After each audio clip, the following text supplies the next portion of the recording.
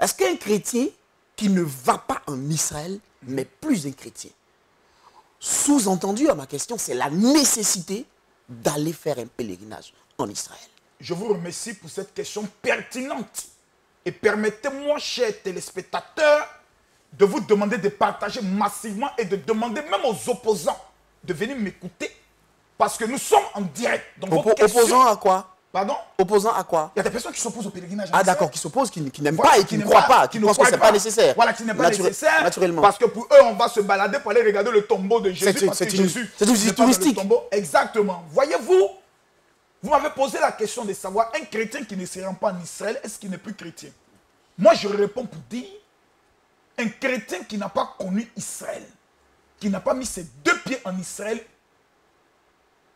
il lui manque 50% de sa vie chrétienne. Non, je vais m'expliquer et dans les détails. 50% de sa vie chrétienne, c'est beaucoup. Mais c'est beaucoup, même 80% même pour ne pas vous le dire. C'est dire alors qu'il faut mieux le considérer comme un païen. Ça veut dire qu'en demain, le monsieur va aller au ciel. Mais il ira très malheureux au ciel, très pauvre au ciel, très ignorant au ciel. Pourquoi? Bon, après aussi, le but de la vie chrétienne, comme on dit très souvent, c'est le ciel. Si on y va malheureux, forcément là-bas on ne sera plus malheureux. Donc s'il a été malheureux, il n'est pas allé en Israël. C'est sur la terre Israël. Oui, mais la Bible... Israël, quand le monde sera détruit, il sera détruit. Je peux répondre. Allez-y. Même la Bible dit au ciel nous aurons des places. Il y a ceux qui sont proches du Seigneur. Il y a ceux qui sont très loin. Quoi qu'il en soit, mais la grande question est de savoir, est-ce que l'individu même il est sauvé? Comme je ne suis pas Dieu, je ne vais pas apporter, mais je vais apporter quelques éléments de réponse. Numéro 1, à tous les chrétiens, on nous a enseigné, depuis que nous sommes à l'école du dimanche, que Jésus était un petit charpentier. Nous avons hérité de la Bible, traduction latin-grec en français. D'accord. Sur cette base, nous sommes tous d'accord. À tel enseigne que les prêtres catholiques, parce que la Bible vient de catholique, a été traduite du latin en français. Ça me pose un problème déjà. Un problème de traduction sur le plan où M. Brice allait... Là, on rentre dans une autre, dans un autre débat. Allez-y, on rentre dans un autre débat parce que ça rentre dans des questions d'orthodoxie, d'origine véritable de la Bible. Merci bien. Là, on est entré dans un domaine que vous dites d'origine véritable de la Bible. C'est très important. Comment se fait-il, M. Brice, Jésus parlant l'hébreu et l'araméen, qui sont des langues qui existent jusqu'à ce jour, puisque l'arménien existe. Comment se fait-il qu'on ne traduit pas la Bible de façon hébreu en français, araméen en français, mais on nous donne une version latin, grecque, sachant que tout ce qui est traduction latin-grec font appel à la réflexion intellectuelle, mais pas à la réflexion spirituelle. Donc on nous présente une Bible intellectuelle qui nous amène à réfléchir et à juger. Or, la Bible déclare que nous vivons par la foi. Mais allons encore plus loin. Dans la traduction, je vous donne maintenant les erreurs de traduction. Excusez-moi, mais la Bible, ce sont des écrits. Il faut bien être intellectuel pour l'écrire. Je ne dis pas non. Mais lorsqu'il y a la traduction... Et puis après aussi, si c'est du latin, c'est parce que Rome, à un moment donné, a dominé Israël. Bonne question. Donc si Rome a dominé Israël, et que Rome s'est saisi de tout ce qui est religion, Bible, mais pour que les Romains comprennent, naturellement, il a fallu que les Romains traduisent la Bible en latin pour pouvoir comprendre. Désormais, c'est cette Bible. Parce que Paul, après, qui a été l'apôtre qui a répandu l'évangile, il est citoyen romain. Donc après, c'est une traduction du latin. Donc pourquoi c'est faux au fond? Est-ce que je peux vous répondre? Allez-y. Les Juifs eux-mêmes ne reconnaissent pas la traduction qui est faite de leur texte. Allons doucement. On peut le comprendre après. Allons doucement. Ils ne reconnaissent pas. Pour quelle raison? On fait la traduction de l'Ancien Testament. Oui. Qui a été écrit à 80% par qui? Moïse. Mais les Juifs regardent notre Bible et nous posent la question de savoir comment vous pouvez écrire dans votre Bible en français que Abraham, qu'on dit Abraham, a maudit son fils Ésaü en lui disant que tu seras privé de la rosée du ciel et de la graisse de la terre. Et puis la traduction hébraïque qui dit tu vivras grâce à la rosée du ciel et à la graisse de la terre. Donc nous avons une version contradictoire, mais qui fut volontaire. Et vous qui est une version volontaire. Vous attribuez cette version à qui? Aux Hébreux. D'accord. La version de laquelle des versions? La version latine, vous l'attribuez à qui? La version latine, je l'attribue aux Romains. Mais qui n'étaient pas des chrétiens. Ces personnes ont tué des chrétiens. Mais qui ont été évangélisés après. Mais calmez-vous, ils ont été évangélisés quand? Connaissez l'histoire de l'église. Les Romains, voyant l'influence des chrétiens qu'ils ont tenté de tuer, sont obligés de faire une église-État. Je dis bien une église-État. Lorsque l'empereur Constantin monte au pouvoir, prend le soin de dire à partir d'aujourd'hui, l'église et l'État sont même chose. Mais pourquoi il le fait? C'était une marmaille organisée. Parce qu'il a vu l'influence maintenant des chrétiens. Donc ils sont obligés d'entrer dans cela. Mais ils ne peuvent pas abandonner certaines de leurs traditions. Ils ne peuvent pas abandonner certaines de leurs adorations mystiques. Dont des statues étaient adorées. Donc dans l'art de l'escroquerie intellectuelle et religieuse, il dit, bon, telle statue qui tient le bébé là, on peut l'appeler Marie, hein, ça peut prendre. Lui, on peut l'appeler Saint-Joseph. Donc, la vérité. Alors, c'est très délicat ce que vous dites. Je le dis. C'est très délicat ce que vous dites. Je ne vais pas rentrer dans des fonds religieux. Voilà, dans les débats religieux, parce qu'après aussi, c'est ce qui fonde, pas forcément fonde, mais on retrouve ce que vous dites à l'église catholique. Et dans bien d'autres églises, ça peut être aux églises orthodoxes ou je sais pas moi. Je salue ici l'église catholique. Je salue l'église catholique. Et je vous dis pourquoi je le salue. Il y a l'église catholique romaine, il y a l'église catholique orthodoxe, il y a les coptes et tout cela. Je salue l'église catholique pourquoi? Si aujourd'hui nous évangéliques, nous nous retrouvons au niveau d'Israël, c'est grâce aux catholiques. La majorité des sites ont été payés par les catholiques. Mais je reviens sur le fondement. Le fondement dit que la traduction que nous avons de latin en français, mais il y a des mensonges. Qui sont les propriétaires d'affaires d'Alléluia, Amen? Nous adorons le Dieu de qui? Le Dieu des Juifs. À tel enseigne que Paul lui-même dit, vous qui êtes tous les païens qui venez de donner votre vie à Dieu, ne vous glorifiez pas en pensant que Dieu a abandonné Israël. Vous êtes l'olivier sauvage qui, étant coupé, a été greffé à Israël. Donc, rendez gloire à Dieu qui vous permet d'avoir accès à la grâce dispensatrice d'Abraham, mais par le lien d'un greffage et par le sang de Jésus-Christ de Nazareth. Donc, notre racine, c'est Israël. Nous puisons notre bénédiction de la bénédiction d'Abraham. Mais qu'est-ce qu'ils ont fait, les Romains? Avec stratégie. Ils nous ont coupés d'Israël et ils nous ont reliés à Rome. De façon stratégique, pour ne pas que nous ayons certaines révélations. Le chrétien authentique qui veut rentrer dans ses promesses, comprendre des mystères, poser des actions concrètes, se rend en Israël dans le but de voir. La Bible que je lis, mettre une image numéro 1, permet de comprendre certains fonds. Parce que même dans le domaine des pèlerinages, mais il y a de l'escroquerie notoire qui sont organisées. Moi, je suis par exemple à mon 18e. Alors, partir en Israël, c'est découvrir la vérité aussi après, forcément? Partir en Israël, c'est découvrir 3 choses. D'accord. Numéro 1, je parle des pèlerinages. Oui, bien sûr. Parce que pèlerinage n'est pas pèlerinage. Il y a des balades, il y a des gens qui vont se balader en Israël. Des visites touristiques? Oui, ils vont se balader. C'est le thème. Ce n'est pas visite touristique. Ils vont se balader. C'est-à-dire, ils vont se promener en Israël. Ils marchent, ils prennent des photos, ils reviennent. J'ai été en Israël. 60% de ces personnes, lorsqu'elles reviennent, d'autres meurent. Selon les statistiques. Nous avons vu des pèlerins. 60%. Je vous l'ai dit, des pèlerins voyager avec nous, ils sont morts aujourd'hui. Pas avec moi, mais voyager pour le compte d'aller faire du tourisme. Mais ce n'est pas parce qu'ils reviennent d'Israël qu'ils sont morts. Pas parce qu'ils reviennent d'Israël, mais ils ont déplacé des entités. Je vous explique. C'est dangereux alors. C'est très dangereux. Israël n'est pas une nation comme les autres. Israël, c'est spirituel. Jérusalem est spirituel. La plupart des personnes... Ça reste fondé et prouvé que c'est parce que des entités ont été déplacées. Comme vous dites, que qui sont morts. Parce qu'après aussi, on doit mourir. Je suis spécialiste des organisations de pèlerinage en Israël. Personne n'a voyagé avec le général Kemakousso dans un pèlerinage spirituel. Parce qu'il y a le pèlerinage touristique. Il y a le pèlerinage découvert. Et il y a le pèlerinage spirituel encadré par des rabbins messianiques qui vous montrent ce qu'on refuse qu'on voie.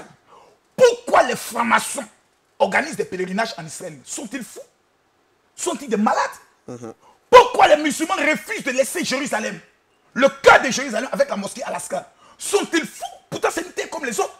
Mais pourquoi ils sont prêts à mourir? Qu'est-ce qu'ils ont vu mais que le chrétien n'a pas vu? Le sens spirituel de la vie.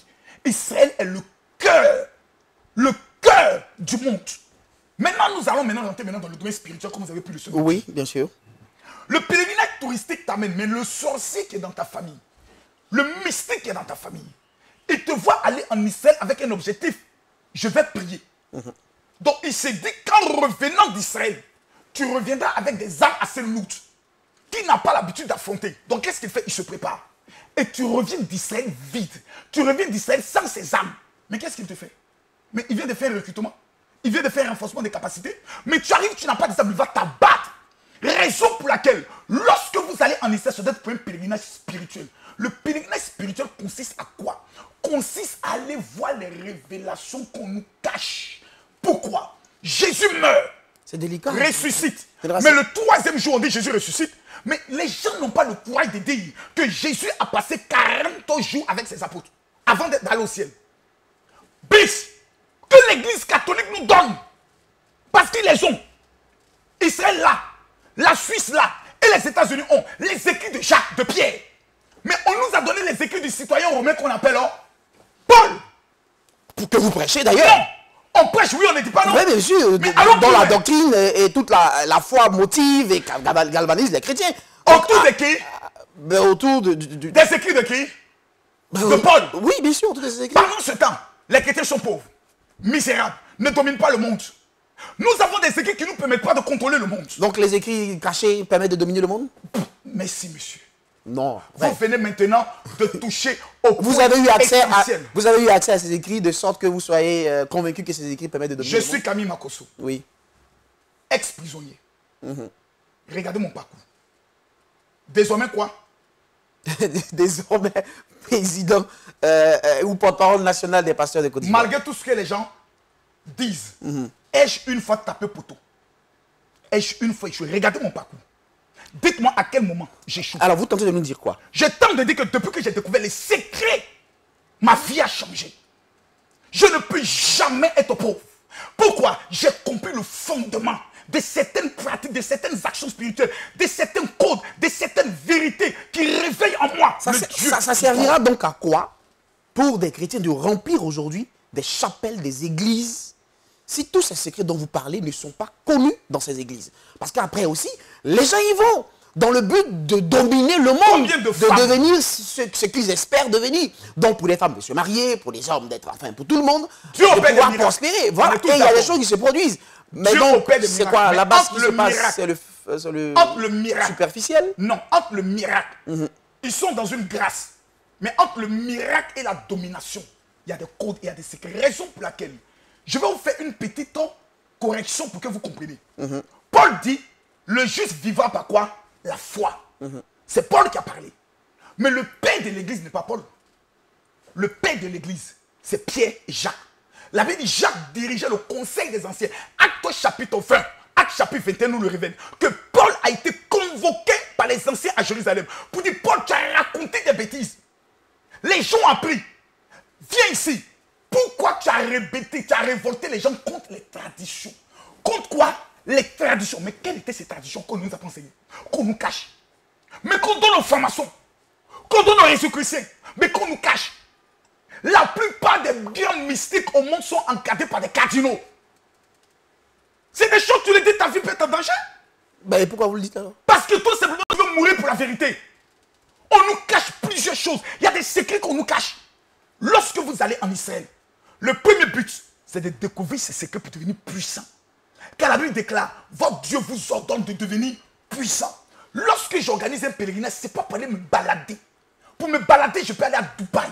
Il y a des endroits plus chics qu'Israël pour aller se balader. Correction. Paul dit le juste vivra par la foi. On corrige Paul. Qui corrige Paul? Jacques. Jacques qui a marché avec Jésus, mes frères. Jacques dit, la foi sans les œuvres.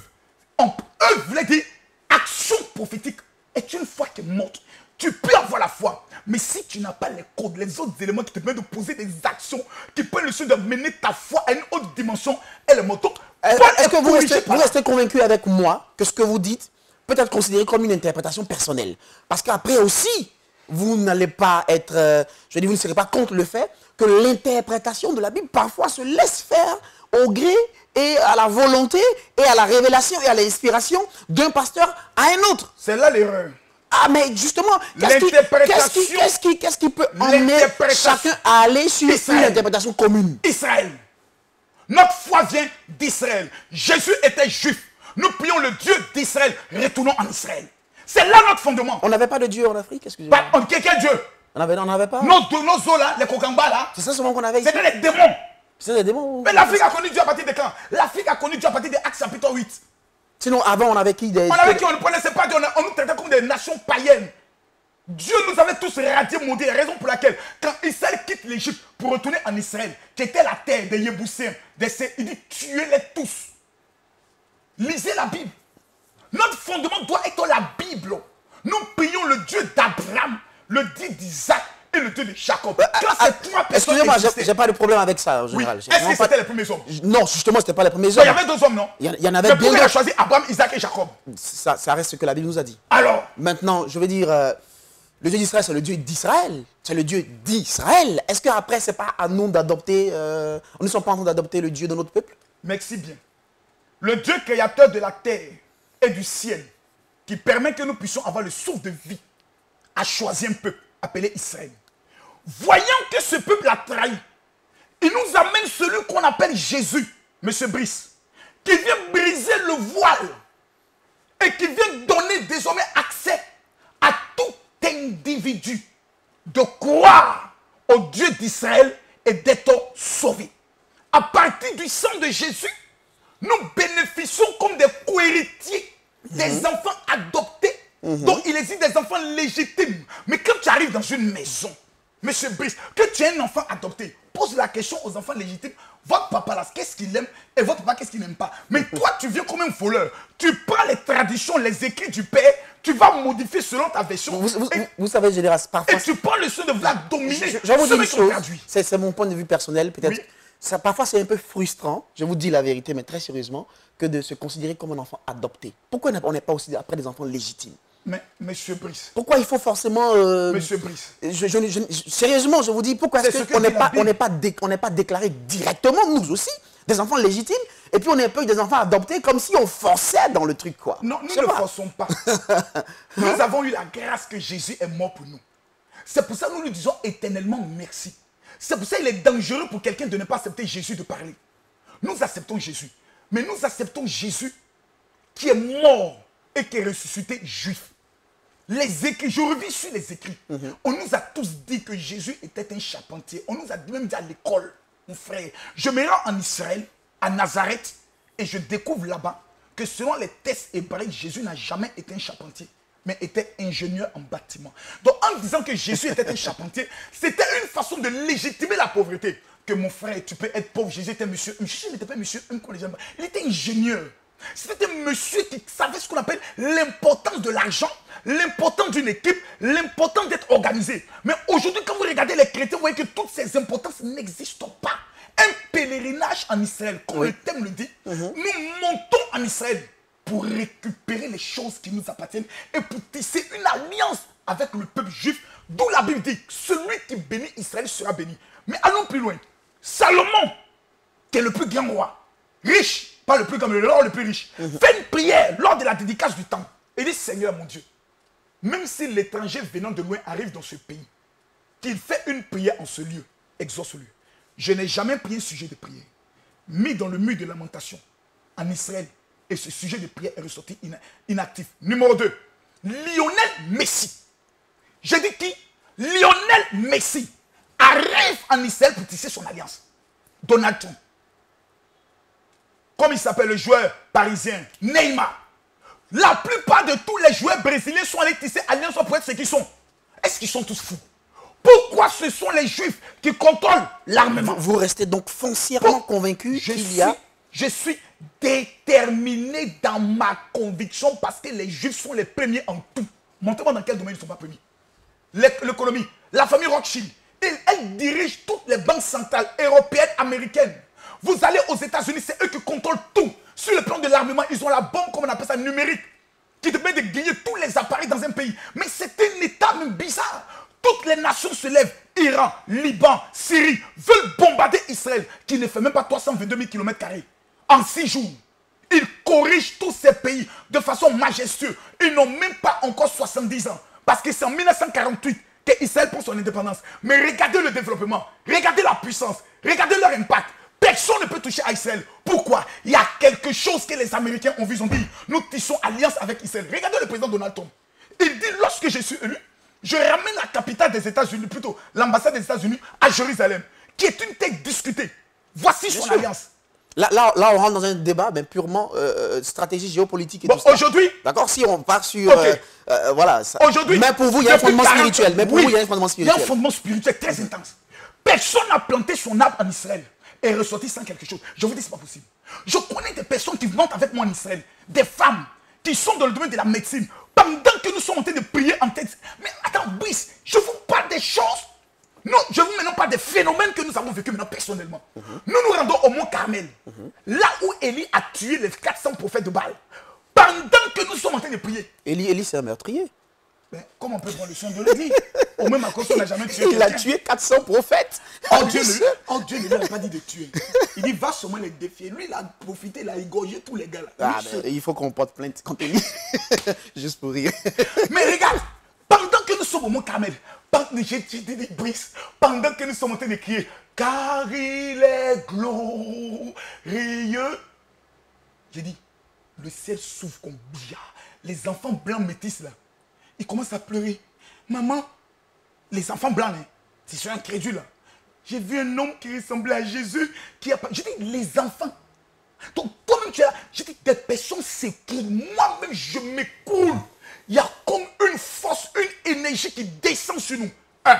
Nous nous rendons au mont précipice. Là, on a failli jeter Jésus. Il pleut.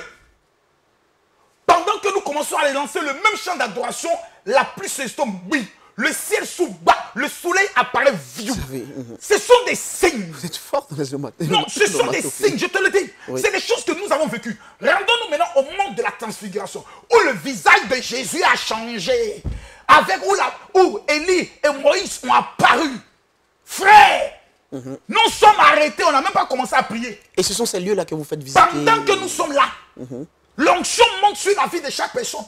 Tu te mets à trembler, tu ne sais pas pourquoi tu trembles. Des gens qui n'ont jamais connu l'onction dans l'église sont visités de façon spectaculaire. Ce sont des endroits mystérieux. Ce sont des endroits mystérieux, hautement spirituels. Donc il faut connaître le secret des secrets pour y aller. Qui sont encore gardés, qui existent là. Gardés par des moines où des millions de personnes se rendent pour prier. Un endroit où 1 million de personnes viennent dire, oh Dieu, quand même si tu es possédé, si tu te rends là-bas, les mougou de les prières là, les poissons de les prières, les gratatouilles de les prières là, ça va te localiser. Donc ce sont des faits. Mais qu'est-ce qui se passe? Les missions européennes, venues par le roi belge, ce vieux sorcier, qui s'est assis et qui dit, missionnaire, allez convaincre le peuple africain qu'il faut qu'il soit pauvre par au ciel. Ne veulent pas combattre là-bas. C'est eux qui luttent. Vous dites, tu fais qu'en Israël, à quoi ça sert d'aller en Israël? Mais pourquoi vous ne voulez pas qu'on aille là-bas? Maintenant, vous-même battez. Pourquoi vous ne voulez pas qu'on aille sur un territoire où vous-même vous battez? Même le pape Sian, pourquoi? Est-ce qu'ils sont tous fous? Un petit état comme ça. Là, quand tu arrives en Israël, tu es découragé. Parce que les Juifs ne veulent pas qu'on vienne chez eux. Et vous venez faire quoi ici? On doit oublier Jésus. Il dit qu'il vous a dit que nous, on reconnaît Jésus. Parce que les Juifs ne reconnaissent pas Jésus comme le Seigneur et le Messie. Parce que le jour de sa mort, à sa résurrection, ils ne reconnaissent pas. Il y a une rumeur qui s'est répandue disant que ses disciples étaient venus voler son corps. Et la Bible dit que c'est cette rumeur qui se répand jusqu'à aujourd'hui. Le corps a été volé. Pour lui, il n'est jamais ressuscité. Pour eux, il n'est jamais ressuscité. Enfin, pour eux, bien sûr. Voilà. Mais pour nous, il est le Messie. Quand vous vous rendez en Israël, vous comprenez beaucoup de choses. Votre foi change. Parce qu'on te montre le lac de Tibériade, où Jésus a fait la pêche miraculeuse. Tu es dans le bateau, tu es sur le lac. Je connais un pasteur Boulou Camille ici. Oui. Tu dois aller en Israël, avoir votre histoire d'Israël. C'est vrai qu'on m'avait fait une place, mais quand il est arrivé au Jourdain, là où Jésus a été baptisé, mon frère, il dit, Marcos, je dois me faire rebaptiser. Il était un docteur de la parole en Côte d'Ivoire. Brice, si tu mets tes 2 pieds en Israël, ton existence, ta vie, ton langage, ta foi change. Il y a un changement radical. Et le jour... Non, Israël, ça ne s'explique pas. Tous ceux qui sont là en Israël me disent, mon général, on ne sait pas expliquer. Il faut le vivre.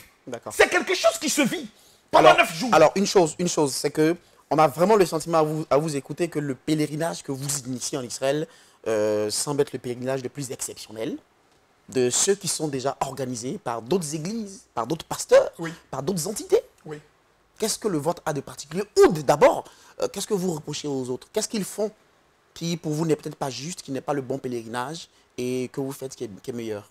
Je ne suis pas le seul, parce qu'il y a Benny Hinn aussi qui organisait des grands pèlerinages avec un pasteur Todd, qui est au niveau des États-Unis, qui organise aussi un pèlerinage spirituel. Ce que je reproche, c'est le côté business. Ce n'est pas le cas pour vous? Non. Très sérieusement. Mais je vous le parle avec mon cœur. Et je vous fais des calculs avec des chiffres à l'appui. On part sur cet aspect et puis on revient sur la question que vous avez posée. Okay. Allez-y sur ce côté business. Le côté business. La plupart des gens aiment organiser des pèlerinages pour gagner de l'argent. Donc déjà l'intention, c'est comment devenir riche. Or là, le problème est que Makosso est déjà riche. Donc les miettes de 1 million ou bien de 3 millions de bénéfices sur un ensemble de pèlerinages ne m'intéressent pas. C'est le côté business. Donc quand l'intention déjà est pure, la Bible dit Dieu regarde au cœur. Quand dans ton cœur tu dis je dois organiser le pèlerinage, me fais l'argent. Déjà tu ne penses pas aux soucis spirituels des personnes qui montent. Tout ce qui t'intéresse c'est de les prendre, aller dans les magasins, payer ça ici, payer, parce qu'ils savent qu'après chaque paiement, il y a une ristourne qui leur revient et qui revient au guide. Donc ils oublient les gens payer. Nous quand vous partez dans notre pèlerinage, il y a des seules choses qu'on paye, c'est aller payer le vin de Cana. Tu as fini de payer le vin, les autres choses là se retrouvent déjà dans ton package. Vous avez des pèlerinages qui sont organisés à 1 800 000. Or, le séjour complet en Israël, pour un séjour de 9 jours, fait exactement autour d'1 million. Disons 900 et quelques mille. D'accord. Le billet d'avion Côte d'Ivoire-Israël tournera autour de 500 à 600 000. Nous prenons le risque de le fixer à 1 600 000 francs. Quand vous quittez la Côte d'Ivoire, quand vous ne quittez pas la Côte d'Ivoire... 1 600 000 francs pour tout, y compris le séjour, le logement, le billet d'avion, tout un package, y compris. Nous permettons cela pour permettre aux gens d'y aller. Mais en même temps, quand vous n'êtes pas de la Côte d'Ivoire, que vous êtes par exemple du Burkina, du Cameroun, du Togo, connaissant que nous ne maîtrisons pas le prix du billet d'avion entre ce pays et Israël, nous vous demandons simplement de payer les 1 million qui concernent votre séjour et vous-même, vous vous intéressez à payer votre billet d'avion. Prenons maintenant le cas de l'Europe. Quand vous êtes par exemple en France, le pèlerinage à lui-même tourne autour de 1400 €. On est tous d'accord. Parce que j'ai parlé d'1 million. Donc il faut 1500 €, donc disons 1400 €. Le pèlerinage est fait à 1700 €. 300 € pour le billet d'avion. Or, nous avons des moments donnés où nous avons eu le billet d'avion qui est monté jusqu'à 500 €. Nous avons été obligés de payer de nos poches. Nous avons été à un moment donné de dire à des gens, les gars, le billet a augmenté, aidez-nous en mettant peut-être 100 € pour ne pas qu'on puisse être en déphasage. Le même pèlerinage est organisé en Europe par des tours opérateurs à 2000 €. C'est ce côté business que j'aime pas. Parce qu'il faut prendre le soin de casser les prix pour permettre un maximum de personnes d'aller voir la terre de leur foi. La terre de notre foi, c'est Israël. Pourquoi ne pas aller sur la terre de ma foi pour aller faire un pèlerinage qui a en même temps une retraite spirituelle pour aller prier? Parce que quand vous montez avec nous maintenant, là maintenant on va marquer maintenant la différence. Le niveau de la prière. Les gens vont en Israël, ils ne prient pas. Ils sont là, ils vont visiter les coins, ils prennent les photos. On a vu, nous on est en Israël. Oui. Pendant qu'on prie, il y a des gens qui sont venus avec leur groupe, qui n'appartiennent pas au groupe de Makosso. Ils quittent leur groupe et viennent prier nous. Parce qu'ils ressentent quelque chose. Je vous dis, nous sommes rendus au mur de lamentation. Quand nous avons fait le cercle de prière, même les Juifs sont venus auprès de nous. Il y avait comme une chaleur. C'est ce côté spirituel de l'onction. Pendant les 9 jours, le matin, 8 heures, quand nous finissons de prendre le petit déjeuner, nous nous retrouvons dans la salle de prière, une salle de conférence. Donc il y a 9 conventions matinales et 9 temps de prière, de délivrance et de guérison le soir. Donc ce qu'on va quand même à cause faire dans les programmes de prière, nous le faisons pendant 9 jours. Et quand nous arrivons sur les sites, je ne vais pas là-bas, il y a des enseignements que je ne donnerai jamais sur Facebook. C'est pour ça que quand je suis en train d'enseigner en Israël, je ne diffuse jamais. Parce qu'il y a des secrets qu'on m'a appris. 15 ans de que les rabbins vous ont appris. Qui m'ont appris. J'ai été formé dans le désert du Negev. J'ai un ordre rabbinique. Mais je ne suis pas rabbin. Il faut que vous nous montriez. Il y a des choses. Il faut que vous nous montriez cet ordre, il a écrit. Il faut que vous nous montriez un jour, je vais dire. Peut-être pas aujourd'hui, peut-être que vous ne l'avez pas prévu venir avec. C'est important aussi après. Il y a certains de mes attributs, si je les porte, vous risquez de me révéler ma cause. Je ne vous ai jamais connu comme ça. Vous savez, Dieu est un mystère. Vous avez fait une formation, vous avez dit au désert de Negev. Negev, bien sûr. Combien de temps? Pendant 12 jours. 12 jours. Je suis retourné encore faire 21 jours de jeûne. Là, on m'avait convoqué en décembre pour me demander à ce que je vienne faire 7 jours. J'ai refusé. Parce que c'est pénible, c'est difficile. Ben après, vous voulez connaître les vérités. Il faut, oui, mais le peu que je connais déjà, c'est dire, bon, ils n'ont qu'à me laisser vivre un peu. Je veux bien vivre. Je veux bien manger. Peut-être qu'il en faut davantage. Je en fais davantage. Mais j'attendais 2020 parce que en 2019, était pour moi une année de repos. Remarquez en 2019. Mais c'est important d'insister. Qu'est-ce que vous avez appris pendant ces 12 jours? J'ai appris comment utiliser l'eau dans les actions prophétiques. C'était basé sur la Bible, ces formations? Oui. J'ai appris comment utiliser le vin. Sur quelle Bible? Parce qu'après, si vous parlez dans la Bible que vous avez. La même Bible. Prenez exactement, maintenant pendant qu'on parle, on va faire une expérience simple. Je vais sur Google. Oui. Je demande à tout le monde de prendre le téléphone, allez sur Google. Tapez libation de vin. Je mets ici libation de vin dans la Bible. Je clique. Je vais vous faire sortir libation de vin dans la Bible. Je clique sur le truc. Lisez-moi. Genèse chapitre 35, c'est cela? Oui. Le verset 14. Il est écrit. Et Jacob dressa un monument dans le lieu où Dieu lui avait parlé, un monument de pierre sur lequel il fit une libation et versa de l'huile. Continuez. Ça, c'est une autre référence. Oui. Exode 29, verset 40. Oui, continuez. Tu offriras avec le premier agneau un 10e d'ephra de fleurs de farine pétrie dans un quart de hin d'huile d'olive concassée et une libation d'un quart de hin de vin. Une libation de quoi? Un quart de hin de vin. Continuez. Quand vous lisez ici, nous avons 1, 2, 3, 4, 5, 6, 7, 8, 9, 10, 11, 12, 13, 14, 15, 16, 17, 18, 19, 20, 21, 22, qui nous passent tous des libations. L'importance des libations. Mais qu'est-ce que c'est qu'une libation? Une libation, c'est comme nos parents au village. Prennent de la liqueur et parlent à la terre, versent à la terre. C'est dans la formation. Pourquoi quand nos parents faisaient ça, on disait qu'ils sont féticheurs et pourtant ça se fait par ceux qui... Parce que tout simplement, nos parents utilisaient de la liqueur. La liqueur est une boisson dédiée au serpent. Le vin est une boisson dédiée à Dieu. Raison pour laquelle le premier élément que plante Noé est le vin. Le premier miracle de Jésus est le vin. Apocalypse chapitre 6, verset 6, ne faites pas du mal au vin. Donc le vin a un pouvoir qu'on nous a caché à l'église pendant des années. C'est ça qui était les traditions des Juifs. Il y a 120 enseignements, comme le vin qu'on m'a donné, formé pour ça. D'accord, donc on vous a donné une formation pendant ces 12 jours sur comment utiliser la libation de vin. Vous voulez rentrer dans les profondeurs, je ne vous dis pas tout ici. Mais il faut bien qu'on sache. Je vous pose un seul exemple. Oui. Et je vais vous montrer la référence de la Bible. Même le sel.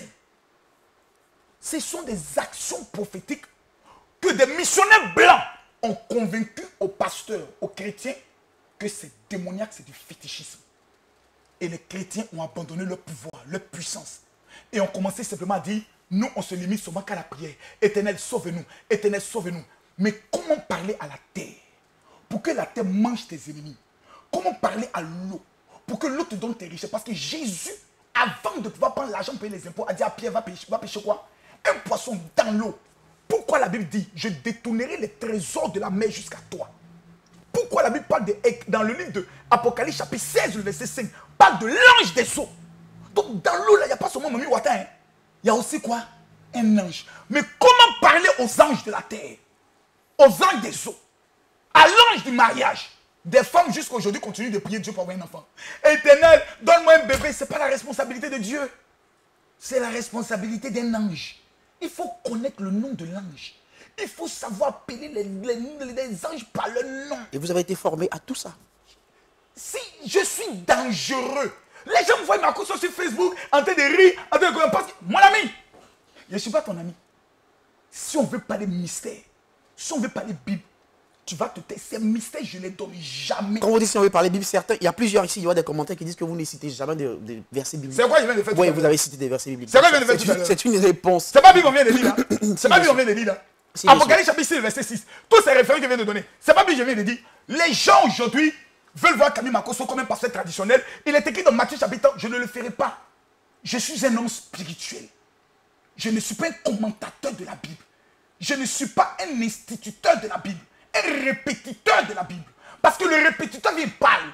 Mais celui qui est spirituel, lorsqu'il vient devant toi, il te fait passer d'une phase A à une phase B. Lorsqu'on monte en Israël, c'est pour atteindre un grade, une dimension où quand quelqu'un te regarde dans les yeux, il sait que tu n'es pas n'importe qui. Ce n'est plus toi qui prie, c'est toi maintenant qui ordonnes. Parce qu'on a appris aux chrétiens à prier, mais on ne les a jamais appris à donner des ordres. Pourtant, nous sommes appelés à commander, à dominer. Tout ce que nous lirons sera lié. Tout ce que nous délirons sera délié. Mais non, prie, Seigneur, je t'en supplie, aide-nous. Il faut une réforme totale du spirituel. Et pour ça, Israël. D'accord. Votre formation, vous avez dit quelque chose rabbinique. Oui. L'expression juste pour que je puisse. C'est-à-dire, on te forme comme les rabbins ont été formés. Donc, vous avez dit que vous avez une rabbinique. Attestation rabbinique, un truc, vous avez dit. On te donne des diplômes. Oui, le terme exact. Oui, rabbinique. Si, bien sûr. Avant ça, c'est quoi? Attestation rabbinique ou bien... Une formation rabbinique. Une formation rabbinique, tout simplement. Voilà. Formation rabbinique. On te forme, on t'amène à prier, on t'amène à comprendre les mystères. Par exemple, l'huile d'onction que je ne connaissais pas. Mais c'est en Israël. Qui n'a rien à voir avec l'huile d'olive. Qui n'a rien à voir avec l'huile d'olive. On nous a blagué, on nous a blagué. On nous a blagué. En fait, c'est le mot qui est là. C'est-à-dire, on nous a appris, on nous a mis dans quelque chose où ceux qui nous ont mis dans la chose, ils ne connaissent rien. Et puis on est dedans, on saute. Les sorciers mangent les chrétiens. Les sorciers nous fatiguent. On est toujours là. Il y a esprit de mari de nuit. Mais lisez la Bible. Avez-vous eu dans la Bible, Jésus fait délivrance de quelqu'un 3 fois? Démon sort, je ne sors pas. Sors, je ne sors pas. La Bible dit, à chaque fois que Jésus menaçait un démon, qu'est-ce qu'il faisait? Il sortait. Il dit, Jésus, mais nous aujourd'hui, là, tu vas prier, démon sort. Mais parce qu'on n'est pas comme lui. Pourtant, le même a dit, on fera des choses plus grandes que lui. C'est qu'on ne fait pas ce qu'il faut faire. Mais si bien, c'est qu'il y a des secrets que nous ignorons et nous refusons de connaître. Même Paul dit, soyez des hommes spirituels. Moi, j'ai des reproches à faire à Paul quand on sera au ciel. Parce que c'est un collègue. J'ai des reproches à lui faire. C'est lui qui a mis ses bêtises. La femme ne doit pas prêcher. Il y a des moments où Paul dit, ça ne tient qu'à moi. Je vous exprime ma volonté. Son point de vue personnel. Son point de vue. On a pris le point de vue de Paul. Et puis on les a imposés aux chrétiens. Quelqu'un qui n'a même pas marché avec Jésus, qui ne l'a même pas connu. Après, comme tous les autres pasteurs qui existent désormais, personne ne l'a connu et n'a marché avec lui. Mais il y en a plein partout dans le monde. C'est pour juste te révéler qu'il y a des personnes qui ont marché avec lui, qui ont écrit des choses qu'on nous a cachées jusqu'à aujourd'hui. Et qui ont été retrouvées où? Dans les grottes de Qumran. Le nom ne te dit rien. Qumran. Oui, Qumran, j'ai déjà entendu. Qui est juste à côté de la Mémote. C'est là-bas qu'on a découvert les écrits. Les premiers rouleaux. Les premiers rouleaux. Mais en quelle année? Vers 1960 et quelques. Mais avant ça, la Bible existait déjà. Ceux qui étaient à Qumran, c'était une communauté d'hommes saints qui se retrouvaient là-bas. Où l'apôtre, comment on appelle ça? Jean-Baptiste est passé. Et même l'apôtre Jacques, c'est là-bas qu'il s'est réfugié. C'est à partir de ces écrits, dont une partie du rouleau est à Jérusalem, une autre partie du rouleau est au Vatican, une autre partie du rouleau a été achetée par la Suisse et une autre partie du rouleau se retrouve aux États-Unis. J'ai eu la petite chance de Dieu de sauver un juif. Parce que la question est de savoir... Et c'est justement la question que j'allais... Et c'est justement la question que j'allais vous poser et vous m'emboîtez le pas, vous faites bien d'ailleurs. Pourquoi? Vous avez quoi de spécial, de spécifique? Vous avez fait comment pour bénéficier désormais de ce qui semble aussi hermétique, aussi sélectif? Oui. Pourquoi vous? Pourquoi moi, le bandit, le vulgaire, ceux qui me jugent, mais qui eux-mêmes ont de quoi se reprocher devant Dieu? Car la Bible même dit, tu ne jugeras point ton prochain. En 2004, l'histoire part lorsqu'un juif, pasteur, se retrouve à côté de la Cité Rouge, dans un cybercafé, pendant que nous venons d'apprendre à la télévision que la France venait de détruire nos aéronefs, les avions de guerre de la Côte d'Ivoire. Donc tout le monde cherchait blanc. Même quand on voyait le Libanais, on dit blanc c'est blanc. Donc tout le monde se cherchait. Ce juif m'appelle. Je vais le sauver. En le prenant dans mon véhicule. Le témoignage de ce sauvetage arrive auprès du rabbin de Paris. Vous ne saviez pas que c'était un juif? Je savais qu'il était un juif. C'est lui qui avait commencé à me parler un peu d'Israël. On avait organisé une fête de Sukkot avec lui au niveau du centre culturel. Donc je savais qu'il était juif. Je connaissais sa tribu juive et autres. J'avais rencontré ses parents. Je connaissais son père et sa mère. C'était mon ami. D'accord. Quand j'arrive, j'ai dit aux étudiants qui veulent le frapper, faites attention, le monsieur il est juif. Si vous le touchez, la colère de Dieu va s'abattre sur la Côte d'Ivoire. Voici comment je convainc le chauffeur de taxi qui ne voulait pas accepter le juif bien volumineux dans son taxi. On le convainc, on le manage, il accepte. Je ne savais pas que ce tact allait changer à jamais ma vie. Toutes les personnes qui ont sauvé des juifs au temps de Hitler, on les appelle des justes. Ils sont reconnus par l'État israélien. Quand ce témoignage arrive au niveau du rabbin de Jérusalem, cher ami, ma vie change. Je raconte le témoignage à un guide et je lui présente un papier que le rabbin de Jérusalem, de Paris, m'avait remis. Mais toi et qu'un hébreu, pour moi c'était juste un petit certificat de décoration haute. Quand il lit, il me regarde, il dit, qui êtes-vous? Donc je lui rends un peu le témoignage. C'est lui qui me dit, il te présenter à quelqu'un. Il n'allait jamais me présenter à lui. Il allait faire son pèlerinage et et puis il allait rentrer chez vous, bande de couillons, bande de noirs, vous venez prendre nos secrets. Les juifs ne partagent pas les secrets. Même l'huile d'onction ne partage pas. Ce sont des huiles d'onction vendues par les Palestiniens qu'on retrouve en Israël. Mais l'huile d'onction authentique fabriquée par les tribus de Lévi, ils ne les révèlent pas. Voici comment je m'en vais. Et humblement, je pose la première question. Pourquoi nous les chrétiens, nous sommes pauvres? Il dit, mais ça dépend quelle huile avec l'huile on vous oint. Donc, il s'ouvre. Maintenant, comme je suis Makosso, le stratège, le professeur de la haute marmaille, je sais qu'il faut que je tisse des relations bien solides. Donc, chaque année, en janvier, je donne 12 millions de francs CFA comme aux femmes. L'argent répond à tout. En fin d'année, je vais encore donner 12 millions. Mais qu'est-ce qui vous inspire à faire ce genre d'offrande? Je veux dire, pourquoi vous vous êtes levé, vous partez donner 12 millions? Pourquoi? En vue de quoi? Il y a certainement quelque chose que vous avez su ou compris. Ma vie financière a changé. Ils m'ont montré des secrets, comment parler avec l'huile d'onction à l'argent. Nous venons d'organiser un congrès qui m'a coûté 21 millions. Personne n'a participé, aucune autorité. Mes enfants spirituels ont amené ne serait-ce que 5 millions pour les dons aux pasteurs. Les 15 millions de francs CFA, je ne sais pas d'où c'est venu. L'argent venait de cette manière. Venait bizarrement.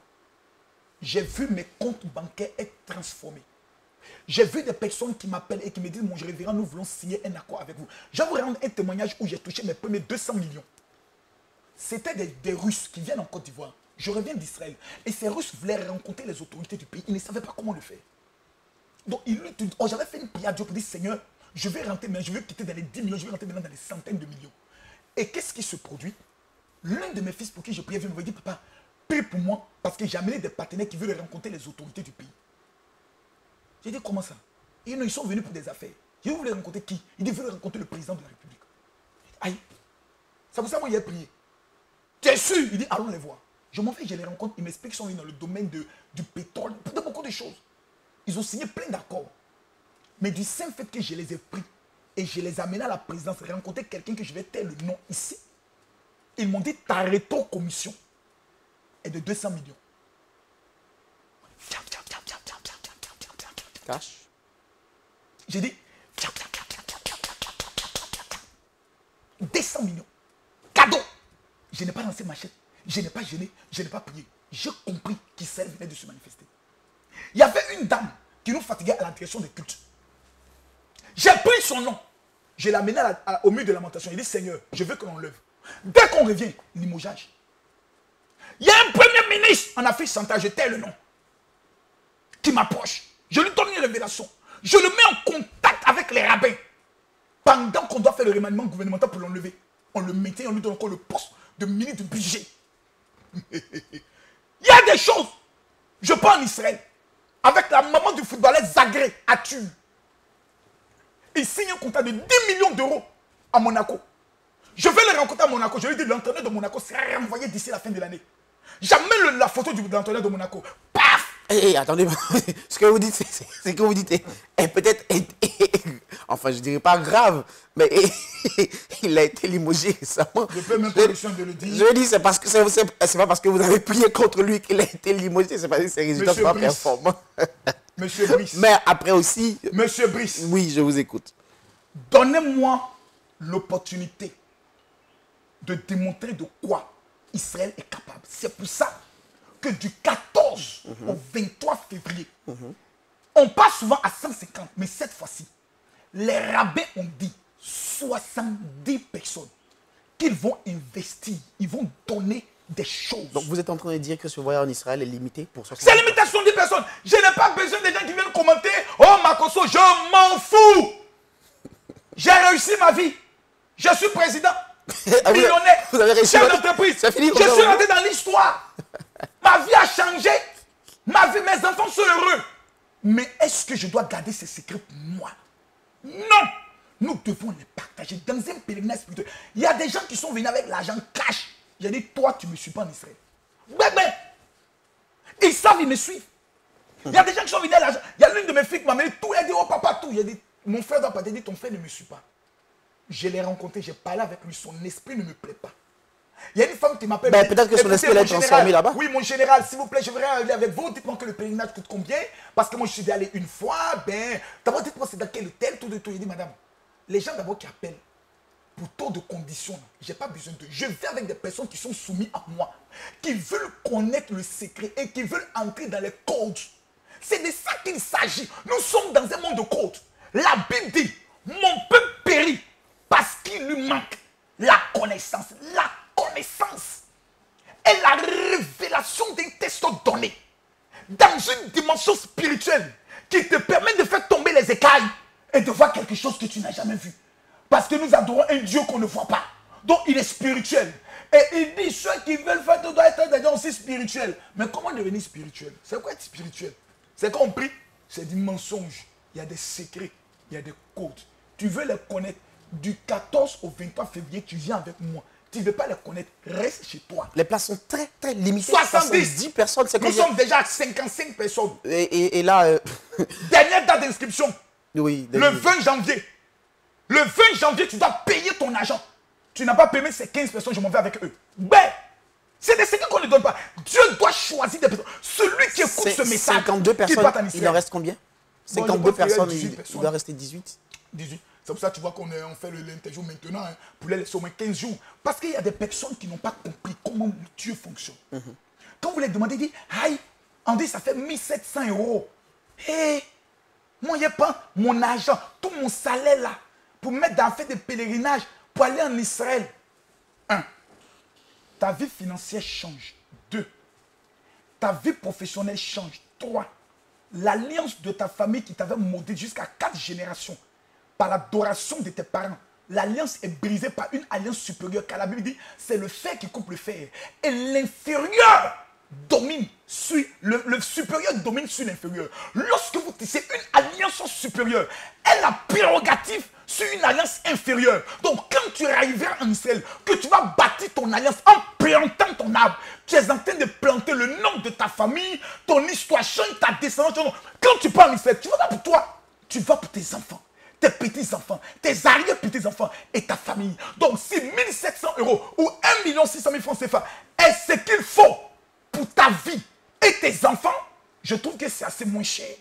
Parce que le jour de ta mort, on dépensera plus de 2 millions pour t'enterrer. Donc, pourquoi ne pas sacrifier 1600 €, 1700 €, 2000 € pour dire, je vais faire ce sacrifice, me rendre en Israël, qui est le premier pèlerinage de la nouvelle décennie.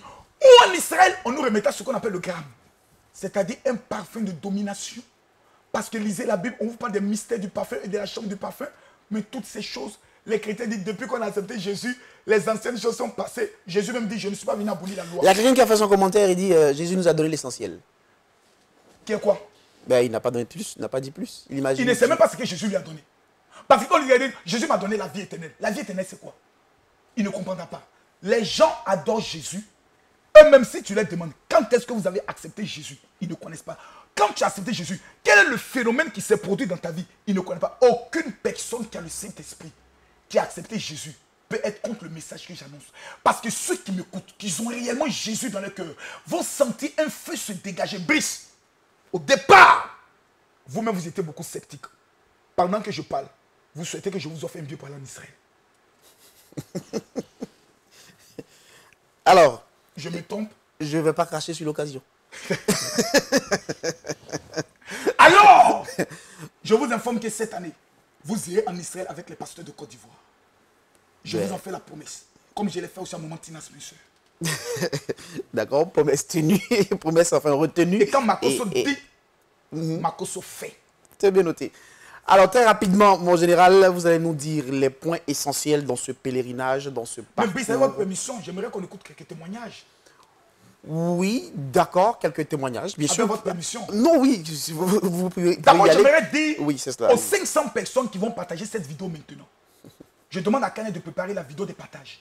Les 500 personnes qui partagent cette vidéo, que la grâce qu'Israël a donnée à ma vie, qui me permet aujourd'hui d'être la tête et jamais là, que malgré les commentaires des sorciers de Facebook, Makosso reste numéro 1.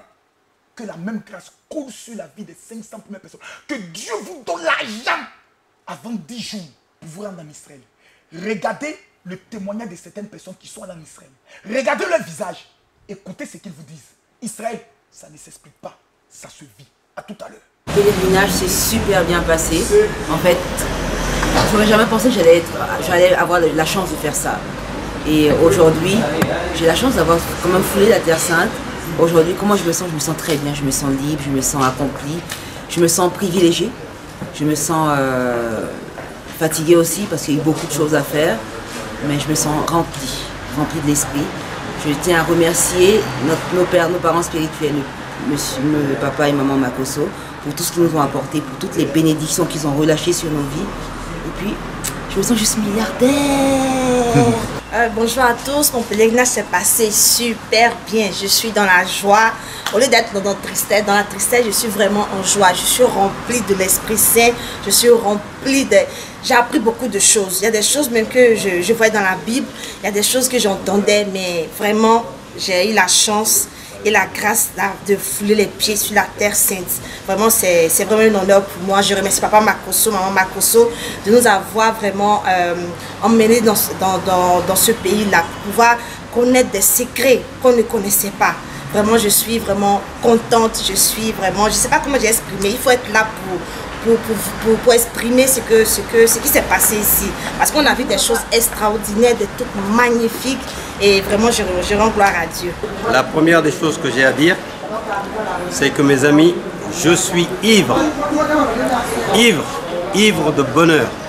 Tout simplement parce que j'ai vécu là une chose extraordinaire. Moi, j'ai vu des miracles se produire devant moi. Franchement, le Dieu d'Israël est le Dieu, tout simplement. Donc, ici, nous avons vécu des moments tout simplement exceptionnels. Moi, jamais de ma vie, j'aurais pu penser, j'aurais pu imaginer une seule fois mettre les pieds en Israël. Or, aujourd'hui, c'est quelque chose qui ne se raconte même pas, ça se vit tout simplement. Moi, je me suis rendu compte qu'on était en train de vivre les Écritures.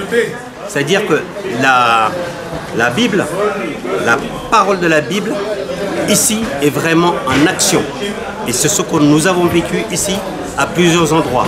Que ce soit au Mont Carmel, que ce soit au Jardin des Oliviers, que ce soit à la montagne de Sion. Enfin, vraiment, on a vécu des moments d'exception, tout simplement. Et ça, pour le voir, il faut venir ici en Israël, en Terre Sainte, et voir ce qui se produit sur place et sur soi-même. Voilà, en tout cas, j'encourage toutes les personnes qui ne sont jamais venues ici à faire le maximum pour se rendre en Terre Sainte. Je vous remercie de votre aide. Donc, je tiens d'abord à remercier Papa Makosso et Maman Makosso pour ce privilège qu'ils nous ont donné de venir en Terre Sainte.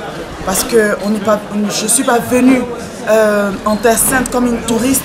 Ce que j'ai vu, ce que j'ai entendu, je tiens à rendre grâce à Dieu et à bénir l'homme de Dieu et son épouse. Donc pour moi, le pèlerinage s'est très bien passé. En fait, je suis arrivée ici et c'est la première fois parce que ma prière était que le Seigneur me ouvre les yeux spirituels pour que je puisse aussi voir des choses, que je puisse aussi entendre des choses. Et depuis que j'ai mis mes 2 pieds sur la terre d'Israël, j'ai commencé à voir des choses. Déjà le premier jour, je me suis retrouvée dans mon village, j'ai vu comment l'ange a coupé la tête de tous mes sorciers. Et je tiens vraiment à rendre grâce à Dieu. Et tout ce que j'ai vu, les anges, le Seigneur assis sur son trône. Et pour moi, c'est vraiment fabuleux, fabuleux. Et on a eu vraiment des moments bénis, des moments de fraternité, des moments de spiritualité intense. L'onction vraiment était au rendez-vous. Et l'homme de Dieu a vraiment donné tout ce qu'il avait pour que cette génération qui a été baptisée génération des milliardaires puisse vraiment s'épanouir et venir encore revenir sur cette terre d'Israël pour bâtir son hôtel. Vraiment, je remercie le Seigneur, je remercie toute l'équipe, tout le staff, tous ceux qui ont travaillé, tous ceux qui étaient là jour et nuit pour nous accompagner, les caméramans, la vidéo, les chantres dans les bus et tout. Vraiment, merci à chacun. C'est un pèlerinage, vraiment, que c'est la grâce de Dieu, ça s'est bien passé. Et on a vu la main de Dieu. Et vraiment, on voulait que ça se continue. Et nous disons merci aussi au révérend Makosso, parce que c'est grâce à lui que nous avons pu faire ce pèlerinage. Il nous a facilité les choses. Et Dieu, c'est serviteur de Dieu, un appelé de Dieu. Et nous rendons grâce au Seigneur pour ce pèlerinage. C'est un pèlerinage extraordinaire. Quand je dis extraordinaire, c'est vraiment extra. Ça dépasse l'entendement. C'est la première fois que je participe à un pèlerinage. Et vraiment, tout ce que nous lisons dans la Bible, nous l'avons vécu. Elle était palpable. Dieu est merveilleux. Il a manifesté sa gloire parmi nous. La gloire de Dieu est descendue. Nous avons vécu des choses phénoménales. Vraiment, il faut venir pour vivre. Si je vous explique, vous ne pouvez pas comprendre la grandeur de la chose. Mais vraiment, Dieu est puissant. Dieu est réel. Dieu est bon. Il est grand. Merci à tous mes frères. Je vous invite à venir participer à la prochaine séance. Vraiment, sinon vous ratez toute votre vie. Et nous ramenons la victoire. Je ramène aussi ma bénédiction dans ma maison, dans ma famille. Je rends grâce à Dieu. Je bénis Papa Makosso. Je dis merci à Dieu de le bénir, sa famille, et qu'il vit longtemps pour que ce pèlerinage dure aussi longtemps. Et ce n'est qu'un début. Gloire à Dieu. Alors, c'était un pèlerinage inoubliable. Et vraiment, tout est accompli. Tout ce qu'on est venu chercher ici, la terre d'Israël, le Dieu d'Israël nous l'a offert et nous avons reçu la restitution de tous nos biens, à la grâce de Dieu. En tout cas, pour moi, le pèlerinage, c'était une bénédiction totale. Dès le premier jour, le Seigneur s'est révélé à moi puissamment. Et vraiment, du premier jour jusqu'à la fin hier, je ne suis allée que de bénédiction en bénédiction. Vraiment, j'ai vu Jésus en personne 2 fois. Et vraiment, quand papa a prié pour moi, l'onction était descendue sur moi. Vraiment une dimension surnaturelle que je n'ai jamais vécue auparavant. C'était incroyable. Et le pèlerinage était merveilleux. Que Dieu soit loué, que Papa Makosso soit béni. Alléluia, alléluia, alléluia, alléluia. Le Dieu vivant, le Dieu d'Israël, il est merveilleux. Ce pèlerinage, c'est un don. C'est un don de Dieu. C'est un appel qu'on a reçu et qui nous rend mais toute sa gloire. On lui rend toute sa gloire. On lui donne toute sa gloire. Merci Seigneur. Merci pour notre pèlerinage qui est vraiment merveilleux. Parce que tous nous partons comblés. Nous partons comblés. Nous partons remplis du Saint-Esprit. Seigneur, que toute la gloire te revienne. Voilà donc, nous venons d'écouter les témoignages de ces personnes qui ont participé au pèlerinage avec le révérend général Makosso, pèlerinage qui se veut bien différent selon qu'il le définit lui-même de ce qu'on a l'habitude de vivre. Révérend général, oui. Nous avons écouté ces témoignages, ce sont des personnes qui ont été avec vous. Il y a certainement encore d'autres témoignages, d'accord, qui expriment bien la réalité vécue au cours de ces pèlerinages que vous organisez. Mais je vais dire votre commentaire déjà. Le premier pèlerinage, nous étions autour de 112 personnes. C'était en 2018. En février 2019, nous étions autour de 55 personnes. En août 2019, nous étions autour de 150 personnes. Donc nous disons une moyenne de près de 300 personnes qui se sont rendues en Israël. Nous étions en Israël quand nous avons vu des personnes recevoir des SMS d'embauche. des SMS de leur banque d'annulation de certaines dettes, des demandes de crédit dans le domaine de l'immobilier qui n'étaient jamais passées, qui ont pris le soin de passer, des sorciers qui sont morts après que nous ayons fait la prière de tuage du sorcier, de la mort du sorcier au niveau du mont Carmel. Nous avons vu des choses phénoménales. Ici, c'est quelques témoignages. Il y en a encore, il y a 2 heures de témoignages de personnes musulmanes qui se sont rendues en Israël avec nous, qui ont vu leur vie changer. Moi, ce que j'aimerais dire, Brice, vous voyez, ne jugeons pas ce que nous n'avons pas vécu. Il y a des gens, il y a des pasteurs là, parce qu'ils n'ont pas l'argent pour aller en Israël. Là. Ça les fait mal. À quoi ça sert d'aller en Israël? Mon ami, tu n'as pas l'argent pour aller là-bas. Sinon, tu allais courir pour y aller. Soyons humbles pour dire, Seigneur, donne-moi les moyens de m'y rendre et de me faire ma propre opinion. Quand tu te rends en Israël, que quelqu'un me dit, je suis allé en Israël, Makoso, tout ça, c'est du pipeau. Le débat, il est clos. Personne ne peut le dire. Parce que tous ceux qui sont partis, je connais des femmes de plus de 50 ans. Donc sur le plan administratif, on ne peut plus les prendre. Mais qui viennent d'être embauchés. À cause de quoi? L'alliance. Le hasard n'existe pas. Le miracle existe. Mesdames, mesdemoiselles et messieurs, essayez. Comme on le dit, celui qui dit Jésus n'est pas doux, il n'a qu'à goûter voir. Celui qui dit Israël n'est pas bon, il faut goûter voir. Quand tu as fini, donc, combien d'argent on a dépensé souvent dans la sexualité, Brice? Pardon.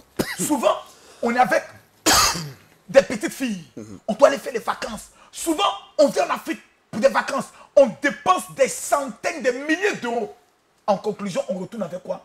Des passagers interdits, des fétiches, des envoûtements qui détruisent nos vies. Nous étions dans des relations.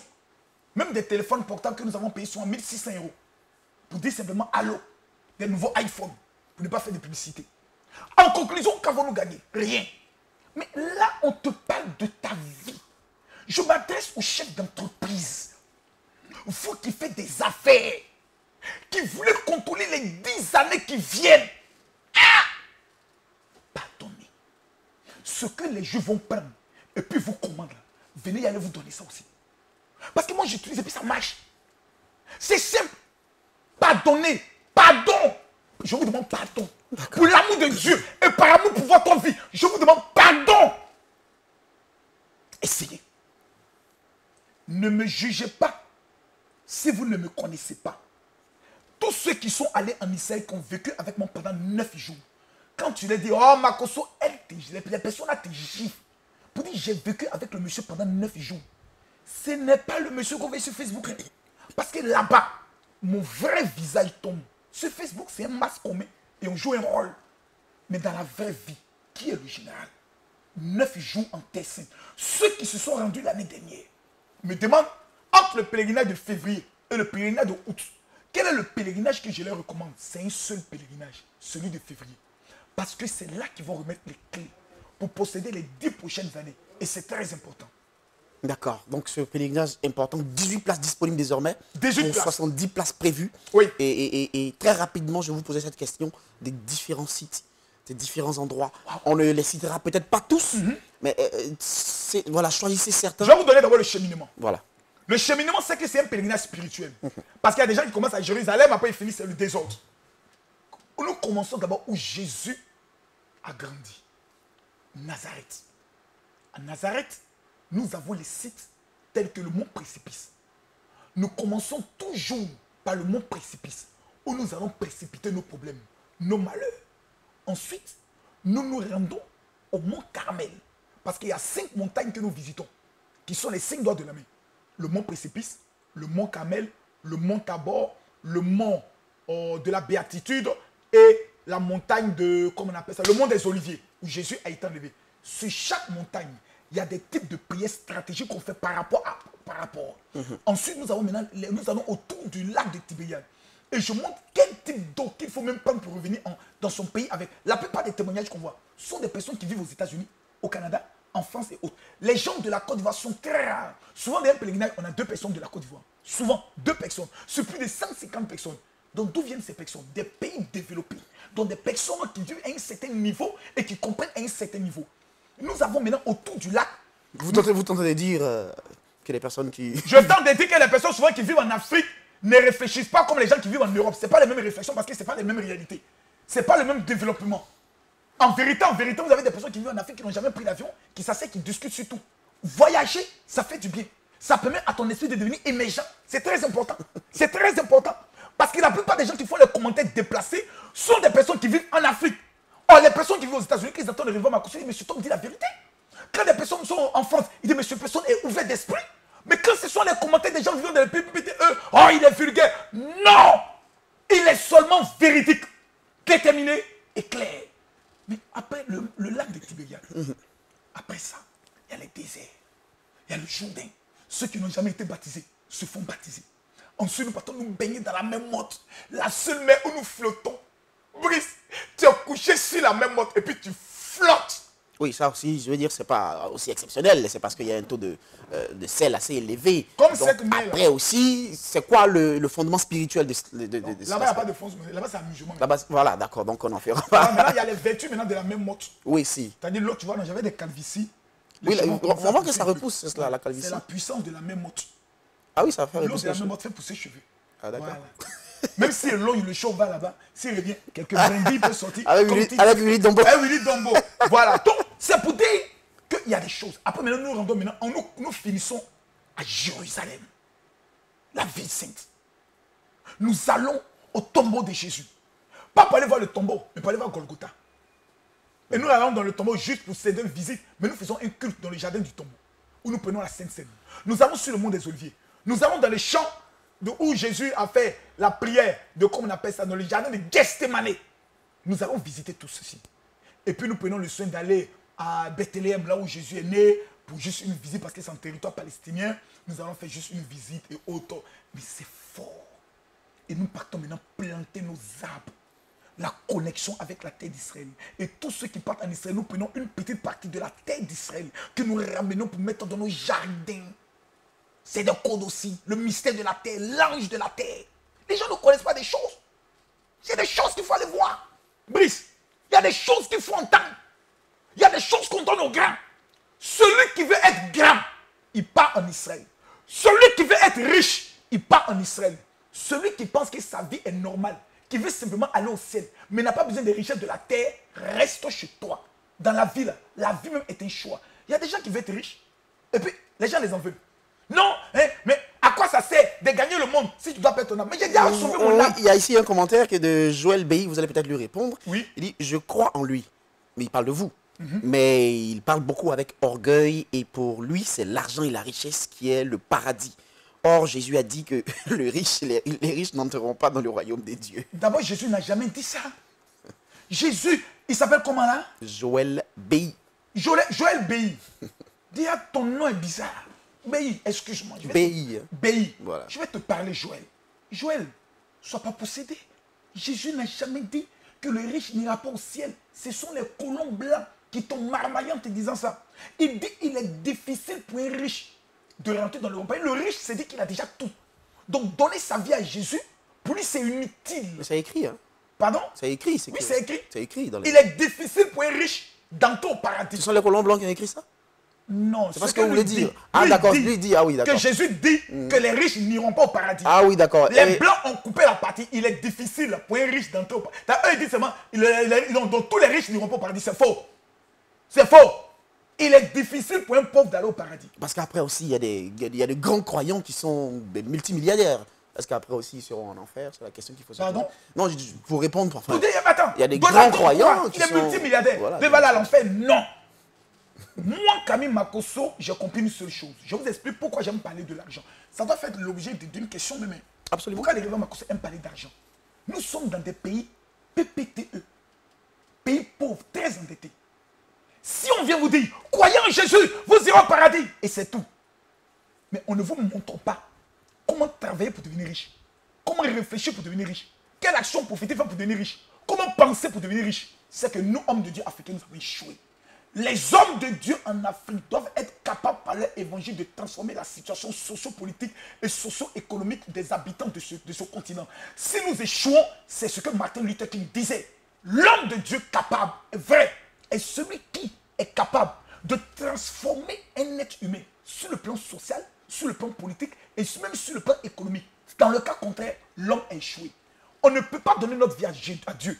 Celui à qui appartient l'or et l'argent et être pauvre. Jésus dit, la Bible dit, celui qui était riche s'est fait pauvre afin que vous ayez accès à la richesse.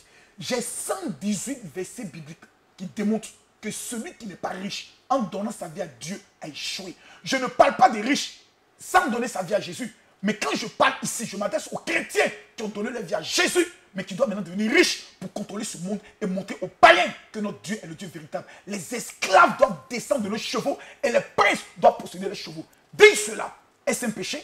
Si la réponse est oui, demeurez dans votre pauvreté. Moi, j'aime la richesse parce que l'homme riche est celui qu'on écoute. La Bible dit, un pauvre a sauvé une ville. Personne ne s'est souvenu de lui. Je veux qu'on se souvienne de moi. Alors, d'accord, après aussi, c'est pas de la magie pour devenir riche. Hein. Il faut travailler. Voilà, il faut travailler. C'est pour ça, dans le mois de février, le mois de janvier, je vais donner les 12 codes. Voilà. Et c'est tout le sens aussi après de ce voyage et de ce pèlerinage que vous définissez comme étant un pèlerinage spirituel en Israël, donc du 14 au 23 février. Exactement. Et ça commence le jour. Les conditions. Le jour de la Saint-Valentin. Oui, après aussi. Dans le premier jour, on priera pourquoi? Le mariage. Et je vais remettre une huile spéciale pour le mariage. Les conditions sont simples. Il faudrait que les personnes qui partent en Israël ne partent pas pour rester. Celui qui arrive en Israël dans l'intention de rester ira en prison. Parce que lorsqu'on arrive en Israël, tous les passeports sont confisqués. Surtout pour les personnes qui viennent de l'Afrique. On ne sait jamais. Il ne faut pas prendre des risques. Je ne veux pas avoir des problèmes avec l'État d'Israël. Parce que quelqu'un qui vit en France, il va aller vivre en Israël pour faire quoi? C'est nous, on se cherche. Bref. Donc, quand c'est par exemple les personnes qui vont, soit des personnes qui travaillent, parce que lorsque nous les amenons les papiers pour faire le visa sort très rapidement, et autres parce que nos partenaires au niveau d'Israël sont des partenaires très sérieux. Pour ceux qui sont au niveau de la France, de l'Allemagne, les numéros de téléphone sont marqués.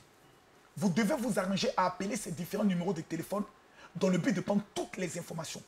Ou vous m'amenez simplement un SMS pour dire, mon général, comment participer au pèlerinage en Israël sur mon numéro WhatsApp qui est le 00225 09 50 93 52. Mais pour ceux qui ne pourront pas participer au pèlerinage en Israël parce qu'ils n'ont pas les moyens, vous aurez l'opportunité de tisser votre alliance avec Israël en plantant votre arbre et en recevant un certificat pour cette année 2020, pour la nouvelle décennie. Comment ça peut être possible? Pour ceux-là, comment ça peut être possible? Ça peut être possible de la façon suivante. Je vais faire bientôt une émission spéciale là-dessus, mais c'est toujours les différents numéros de téléphone que j'ai donnés. Vous pouvez m'amener simplement un message sur mon numéro WhatsApp pour dire, mon général, comment bâtir une alliance avec Israël. Parce que je vais bientôt enseigner. En 2020, je vais beaucoup enseigner, beaucoup donner des secrets et beaucoup être dans le cadre des révélations parce que 2020 est une année très spéciale. C'est l'année du transfert des richesses, c'est l'année du dédommagement, c'est l'année de l'argent. Vous allez beau dire, c'est l'année de 20 sur 20.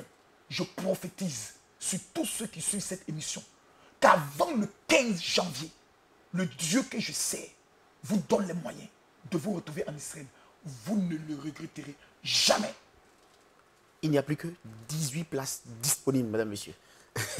Alors, général, certainement, on va aller vers la fin, le terme de cet échange. Qu'est-ce qu'il faudra pouvoir retenir de l'importance de ce pèlerinage en Israël? Il faut retenir qu'aucune personne ne mettra ses deux pieds en Israël et reviendra pauvre. Malade, possédé et dans les blocages. Jamais. C'est une alliance.